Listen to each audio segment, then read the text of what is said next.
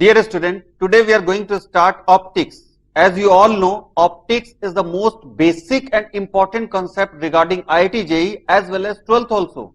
In your school level exam, that will be the huge part of the physics that will cover by the optics. तो optics पढ़ना आपको बहुत crucial है क्योंकि ये easiest है, conceptual है और IIT JEE के अलावा आपके स्कूल के लिए बहुत स्ट्रेस देना है आपने. स्कूल में आपको बहुत ज्यादा ये पूछा जाएगा एंड डेफिनेटली इन AIEEE और UPTU और any other engineering entrance exam that will be the crucial chapter. So सबसे पहले देखते हैं ऑप्टिक्स का मीनिंग क्या होता है. What is the meaning of optics. Optics में हमने क्या पढ़ना होता है या ऑप्टिक्स वर्ड क्या डिफाइन करता है.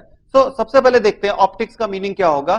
To study the behaviour of electromagnetic waves. You know electromagnetic waves क्या होते हैं. जो इलेक्ट्रिक फील्ड और मैग्नेटिक फील्ड दोनों एग्जिस्ट करें और E and B should be perpendicular to each other. So if E and B are perpendicular to each other, there will be the electromagnetic waves. So to study the electromagnetic waves, here we are going to study about the optics. Optics में electromagnetic waves का क्या role होगा. तो EM wave क्या होती है. EM wave का meaning है वहां पे इलेक्ट्रिक फील्ड प्रेजेंट होना चाहिए as well as magnetic field भी प्रेजेंट होना चाहिए. EM वेव में electric field magnetic field should be perpendicular to each other. That is called EM wave. Electromagnetic waves में आप रेडियो वेव्स को देख सकते हैं, एक्स रेस को देख सकते हैं, गामा रेस को देख सकते हैं. सिंपली आप किसी भी टाइप की रेज होंगी जहां पर electric field magnetic field perpendicular होंगे, that will be the electromagnetic wave. और उसके बिहाफ पे हम एक बहुत बड़ा स्पेक्ट्रम भी ड्रॉ करते हैं, that is called electromagnetic spectrum, जिसमें बहुत सारे टाइप्स के रेज आ जाते हैं या वेव नेचर आ जाता है. सो हम लोग यहां पर लाइट का या ऑप्टिक्स का वेव नेचर स्टडी करेंगे. सो ऑप्टिक्स को डिफाइन करते हैं. This is the to study the behaviour of electromagnetic waves such as light having the wavelength range. So wavelength of the light that must be equal to 4000 angstrom to 7000 angstrom. तो जो हमारा visible region होता है, this is all visible region. इतनी wavelength की range की light को हम देख सकते हैं, ऑब्जर्व कर सकते हैं. सो ये जो डिफरेंट वेवलेंथ दिया हुआ 4000 टू 7000, इसमें सारे कलर्स आ जाते हैं. जितने भी कलर्स पॉसिबल हैं, they all colour will take place within this region. So the range of wavelength of the optics is 4000 angstrom to 7000 angstrom. So here we will study about the optics. Optics में हम देखते हैं किस तरह से हम optics को classify कर सकते हैं. सो ऑप्टिक्स में जैसा हमने देखा कि वेवलेंथ होना चाहिए 4000 angstrom to 7000 angstrom. Now optics can be classified in following two ways. First one is we can say geometrical optics and the next one is we can say wave optics.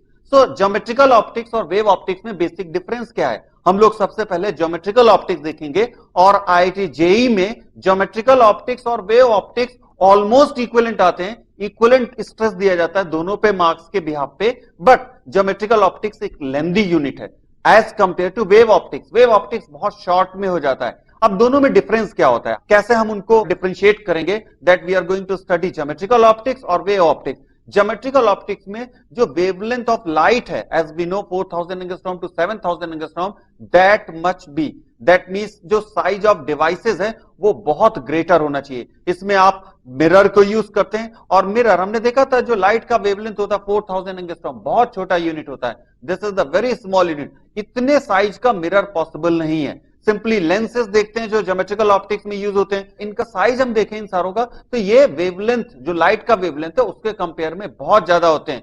सो एक तो ये हो गया. First हम ये इस तरह से क्लासिफाई कर सकते हैं that devices used in geometrical optics and the size of that devices is much larger than as compare to wavelength of the light. And the second one we can say, जो second चीज हमको difference बनाती है या second चीज यहां पे देखेंगे, that means it must follow the law of geometry. ये लॉ ऑफ ज्योमेट्री को फॉलो करना चाहिए. The next thing is wave optics.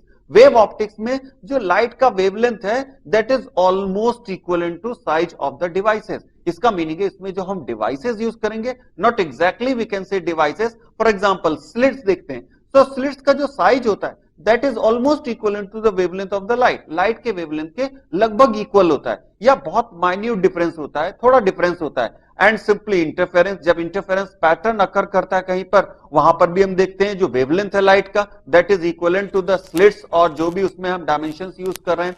So diffraction pattern देखें, डिफ्रैक्शन भी कहीं से अगर अकर कर रहा है तो here it's not necessary diffraction के लिए कि जो साइज है वो वेवलेंथ के इक्विवेलेंट हो, यहां पर उससे ज्यादा भी होगा तब भी डिफ्रैक्शन अकर कर जाएगा. या YDSE means Young's double slit experiment. जो यंग्स डबल स्लिट एक्सपेरिमेंट है, वहां पर भी जो हम डबल स्लिट यूज करते हैं उनका size almost equivalent to wavelength of the light होता है।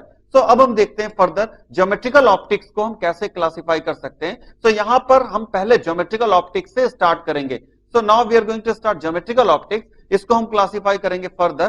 First one is called reflection. Reflection means light is reflecting from the surface. किसी सरफेस से लाइट रिफ्लेक्ट हो रहा है, उसकी भी कुछ सर्टेन कंडीशंस होंगी, उसके अकॉर्डिंग हम देखेंगे रिफ्लेक्शन के लॉज होंगे, और जब रिफ्लेक्ट होगा उसका रिजल्ट होगा, वहां पर इमेज फॉर्म होगा। So first one is called reflection and next one we can say this is called refraction. Refraction के लिए medium should be transparent, medium transparent होना चाहिए। Well, for reflection there must be some polish in the behind surface of any devices.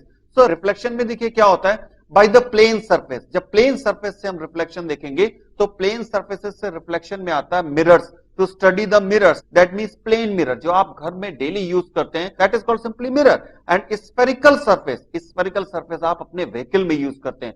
Concave और convex mirror, तो दो type के spherical surface possible है, and first one is concave and next one is convex. हम देखेंगे later on कि इनको हम डेप्थ में कैसे देखेंगे, क्या इमेज बनता है, क्या क्वालिटीज होता है इन सब के इमेज का। And the next process is called refraction. Refraction, there must be some transparent medium, जहां पर लाइट एक मीडियम से दूसरे मीडियम में एंटर करे। यहां पर रिफ्लेक्शन में light with in the same medium रहता है, ये एक डिफरेंस रहता है। जो एक मीडियम होगा उसी में फिर से रिफ्लेक्ट होकर वापस आ जाएगा। जैसे आप एक टेनिस बॉल को किसी सरफेस पे थ्रो करते हैं, वो बॉल कोलाइड करके वापस आ जाता है। In the same way reflection में लाइट एक सरफेस पे कोलाइड करके वापस उसी मीडियम में चला जाता है। But in the refraction it is not possible. Refraction में वो जो लाइट होगा वो दूसरे मीडियम में एंटर कर जाएगा, मेजर पोर्शन जो लाइट का दूसरे मीडियम में एंटर कर जाएगा। हम ये तो नहीं कह सकते 100% एंटर कर जाएगा, बट अबाउट 95% ये बहुत अच्छा रिफ्रैक्शन माना जाता है। So in refraction we'll say there will be the passing of light from one medium to other medium. Refraction में फिर से हम देखेंगे टू टाइप्स में, प्लेन सर्फेसेस। प्लेन सर्फेसेस में we'll see about the slab और प्रिज्म और sheet. जो थिन शीट्स होते हैं या स्लैब्स होते हैं, थिक स्लैब्स होते हैं या फिर प्रिज्म होते हैं, they are called simply plane surface refraction bodies या devices. And the next one is spherical surface. Spherical surface में we will say about the spherical surface there will be lenses, convex और concave lens. So convex और concave lens को will discuss in refraction. So first of all we will discuss about geometrical optics, then we will discuss about the reflection. तो अब हम reflection पे पहुंच गए। What is the meaning of reflection? आइए देखते हैं आपको कुछ एनिमेशन की हेल्प से रिफ्लेक्शन का मीनिंग क्या होता है। You can see a surface, एक सरफेस है जिसमें पॉलिश किया गया है। This is like a mirror. ये सरफेस हमने एक एट्रेंडम सरफेस लिया हुआ है, कर्व सरफेस लिया हुआ है, और उसके ऊपर एक माइक्रोस्कोप रख के आपको शो किया हुआ है। तो यहां पर आप एक लाइट को अगर किसी पॉइंट पे कंसाइड करें, किसी पॉइंट पे स्ट्राइक करें, तो देखिए उस लाइट का कैसे रिफ्लेक्शन होगा। Here these are the incident rays, ये आपको इंसिडेंट रेज हैं जो इस सरफेस पे स्ट्राइक करने जा रहे थे। So this is called simply we can say incident rays, जो एक मीडियम से आके और जो आपका मिरर है उसमें जाके स्ट्राइक किए, और स्ट्राइक करने के बाद ये रेज रिफ्लेक्ट हो गया। This is called simply reflected ray, ये आपको रिफ्लेक्टेड रे हो गया। तो ये दोनों के लिए रूल्स होते हैं कुछ। This is called reflected ray, simply here this is given incident ray, और ये भी आपको यहां पर रिफ्लेक्टेड रे गिवन है। तो ये रिफ्लेक्ट क्यों हो रहे हैं? एक बॉल की तरह रिफ्लेक्ट हो रहे हैं। ये इस सरफेस पे पॉलिश किया गया है, ये एक मिरर का नेचर है, इसलिए ये लाइट यहां पे रिफ्लेक्ट हो रही है। ये हमने एक एट्रेंडम शेप का मिरर लिया था। अब हम इसमें अगर जो आपके एक डिजाइन मिरर होते हैं जो सर्टेन डिवाइसेस के फॉर्म में आ जाते हैं, उन पे देखें रिफ्लेक्शन कैसे अकर करेगा। So here we can see this is the first type of mirror. इसमें हम कह सकते हैं हमने बैक साइड में पॉलिश किया हुआ है। This is the region जहां पर हमने पॉलिश किया हुआ है। अगर इस मिरर पे जो टॉप सरफेस है इस पे हम कोई रेड को इंसिडेंट करें तो देखिए उसका क्या होगा, किस ढंग से वो रिफ्लेक्ट करेगा। Here this is the incident light, और ये इंसिडेंट लाइट है जो सरफेस पे स्ट्राइक कर रहा है। इसके स्ट्राइक करने के बाद ये लाइट रिफ्लेक्ट हो जाता है। अब ये जो रूल्स को फॉलो करता है, this is called angle of incident, while this is called angle of reflection. ये angle of reflection होगा, और रूल के अकॉर्डिंग दोनों इक्वल होने चाहिए। ये एक बिल्कुल elastic collision of a ball from the floor और एनी हार्ड सरफेस, बिल्कुल उसी टाइप से डील करना है आपको। तो अब अगर हम दूसरा इसका स्फेरिकल सरफेस देखें जो पॉसिबल है, तो ये देखिए ये भी एक डिवाइस है, डिवाइस फॉर्म में आ गया है। यहां पर हम एक एट्रेंडम सरफेस न देख के डिवाइस फॉर्म में देख रहे हैं। अगर इस सरफेस पे आप कोई लाइट रे इंसिडेंट करते हैं तो देखिए उस लाइट रे का इस तरह से रिफ्लेक्शन हो जाएगा and again this is the incident light, you can understand this, and this is reflected light, ये लाइट है जो रिफ्लेक्ट होकर with in the same medium जा रहा है, while this is called simply angle of incident and this one is called angle of reflection, this is angle of reflection। यहां पर हमने इस रीजन में पॉलिश किया हुआ है, ये रीजन है जिसमें पॉलिश किया हुआ है, that's why this light is going to reflect। अब देखते हैं हम एक प्लेन सरफेस, प्लेन सरफेस में रिफ्लेक्शन के लिए देखिए यहां पर जब हम कोई लाइट डालेंगे तो प्लेन सरफेस अपने अकॉर्डिंग लाइट को रिफ्लेक्ट कर देगा और यहां पर भी rules will be the similar. So this is simply incident light, ये इंसिडेंट लाइट गिवन है, while this is called reflected light। यहां पर भी हमने एक माइक्रोस्कोप की हेल्प से भी आपको शो किया हुआ है कि उसका भी शेडो बन रहा है, उसका भी इमेज फॉर्म कर रहा है because the reflection occurs there. यहां पर अगर आप देखें एंगल ऑफ इंसिडेंट तो definitely this is called simply normal, ये हमने नॉर्मल ड्रॉ कर दिया और normal as well as incident ray as well as reflected ray all three will be on the same surface। एक रूल होता है, एक लॉ होता है जो रिफ्लेक्शन लॉ बोलते हैं इसको, and this is called simply angle of incident while this one will be the angle of reflection। so angle of reflection आपको क्लियर हो गया, इंसिडेंट लाइट क्या होता है टेक्निकली ये क्लियर हो गया। आइए देखते हैं लॉज ऑफ रिफ्लेक्शन क्या होते हैं। so लॉज ऑफ रिफ्लेक्शन में देखें पहला जो लॉ हमने एक्सप्लेन किया था that one is called angle of incident that must be equal to angle of reflection. तो एंगल ऑफ इंसिडेंट और एंगल ऑफ रिफ्लेक्शन सिमिलर होने चाहिए, ये एक बेसिक लॉ हो गया। ये लॉ कभी भी कहीं पर भी गलत नहीं हो सकता, किसी भी टाइप का सरफेस हो, स्फेरिकल सरफेस हो या फिर वो straight plane surface, plane mirror हो। तो ये आपको angle of incident equal to angle of reflection, as you know जो सेकंड लॉ हमारा बताता है, देखिए यहां पर कैसे फॉलो कर रहा है, this is given angle of incident and this is given angle of reflection, and second law is this is incident light, ये आपको इंसिडेंट लाइट रे दिखा रहा है और ये आपको रिफ्लेक्टेड लाइट रे दिखा रहा है। तो ये दोनों light ray as well as this normal, ये तीनों एक सरफेस पे, एक प्लेन पे होने चाहिए। जो आपको प्लेन दिख रहा है एक्स वाई प्लेन, अगर आप इसको इमेजिन कर लें, so let this is given X Y plane, तो ये आपको एक्स प्लेन गिवन है, this is given Y axis, तो एक प्लेन फॉर्म हो गया with these two dimensions, it is forming a plane. और ये प्लेन की हेल्प से हम कह सकते हैं कि यहां पर ये तीनों एक ही प्लेन में होंगे या एक यूनिट टू डायमेंशन में होंगे। So ये आपको सेकंड लॉ ऑफ रिफ्लेक्शन बोलते हैं, this is called second law of reflection, that incident ray as well as normal and reflected ray are in one plane, एक प्लेन में एग्जिस्ट करते हैं।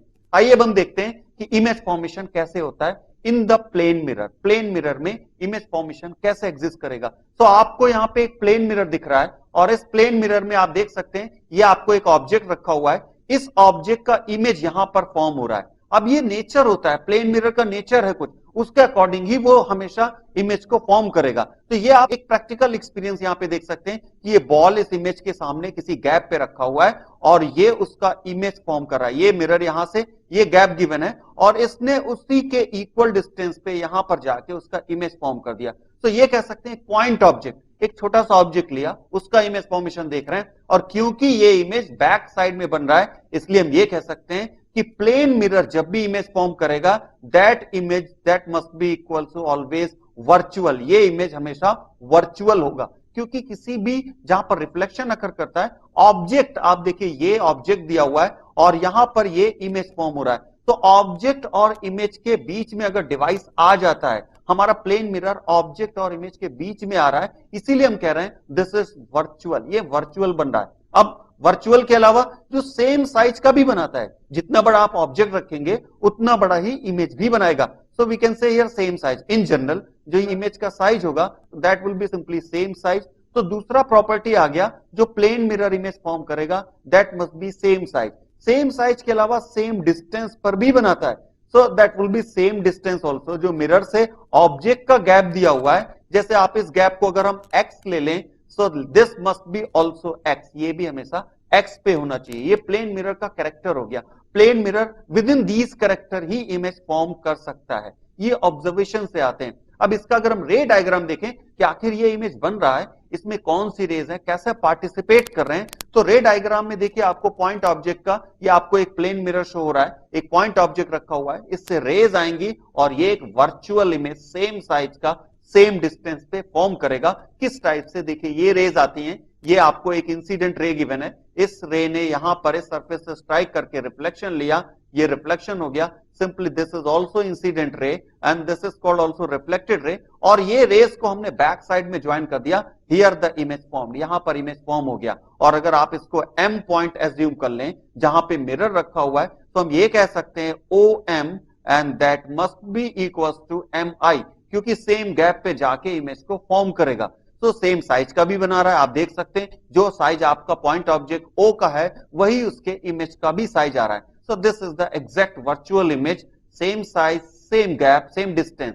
And now we will see about the linear object. अब अगर किसी linear object का, suppose ये आपको एक बॉय दिया हुआ है, ये एक मिरर के सामने खड़ा हुआ है, अब इसका अगर आप इमेज देखें तो यहां पर भी डेफिनेटली वर्चुअल इमेज बना रहा है, सेम साइज का बना रहा है और सेम गैप पे बना रहा है, बैक साइड में उतनी दूर ही चला जाता है। तो यहां पर हम लीनियर ऑब्जेक्ट का देख रहे हैं कि लीनियर ऑब्जेक्ट का एक क्लियर आपको इमेज दिख रहा है, ये इमेज भी वर्चुअल है और सेम प्रॉपर्टी को होल्ड कर रहा है। अगर इसका हम रे डायग्राम बना के देखें, आइए देखते हैं इसका रे डायग्राम कुछ इस टाइप से बनेगा। ये आपको एक लीनियर ऑब्जेक्ट हो गया, बॉय को हम यहां पे सिंबॉलिक फॉर्म में ले रहे हैं, यहां से रेज आएंगी और ये रेज रिफ्लेक्ट होके वापस जा रही है। So this is given as the incident ray while this is given as the reflected ray. ये आपको फिर से एक इंसिडेंट रे गिवन है and this is given as the reflected ray, और ये रे जाके यहां पे मिल रही है। एंड डेफिनेटली ये आपको जो डैश डैश लाइन से हम शो कर रहे हैं, ये रेज आ रही है, ये स्ट्रेट लाइन रे चल रही है। स्ट्रेट लाइन रे ध्यान रखिएगा, जब भी किसी सरफेस पे नॉर्मल में रे जाएगी तो वो रे उसी पाथ पे वापस आ जाएगी। अगर आपको ये कहना है ये इंसिडेंट रे हो गया तो ये रिफ्लेक्टेड रे हो गया, उसी को हमने पीछे ज्वाइन कर दिया। In the same way also ये यहां पर भी आप देख सकते हैं एक नॉर्मल आ रही है, ये हमने डैश डैश लाइन से इसलिए शो करके आपको बनाई हुई है कि ये नॉर्मल है, इनका एक डिफरेंट कैरेक्टर जाता है। यहां पर अगर आप एंगल ऑफ इंसिडेंट की बात करें तो ये एंगल ऑफ इंसिडेंट जीरो हो रहा है और एंगल ऑफ रिफ्लेक्शन भी जीरो हो रहा है। सो हियर वी कैन से ये हो गया इंसिडेंट रे और सेम पाथ पे रिफ्लेक्ट हो जाएगा। तो कोई भी नॉर्मल रे होता है वहां पर रिफ्लेक्शन, इवन रिफ्रैक्शन भी इजिली अकर नहीं करता है। तो यहां पर हम देखते हैं कि रिफ्लेक्शन में नॉर्मल रे पे कोई इफेक्ट नहीं पड़ा और इन सारी रेज ने जाके यहां पर सेम साइज का ऑब्जेक्ट बना दिया, सेम गैप पे बना दिया। दैट मींस जो मिरर से गैप इस इमेज का है that is similar to the object also, ये उसके सिमिलर है और साइज भी इसका सिमिलर दिया हुआ है। Again this is virtual also, क्योंकि जो डिवाइस है, मिरर है हमारा, ये बिल्कुल बीच में आ रहा है। इसका मीनिंग है this will form a virtual image. So now we can see after the image formation of linear object, अब हम लोग व्यू एंगल के बारे में देखेंगे। तो यहां पे आपको दिख रहा है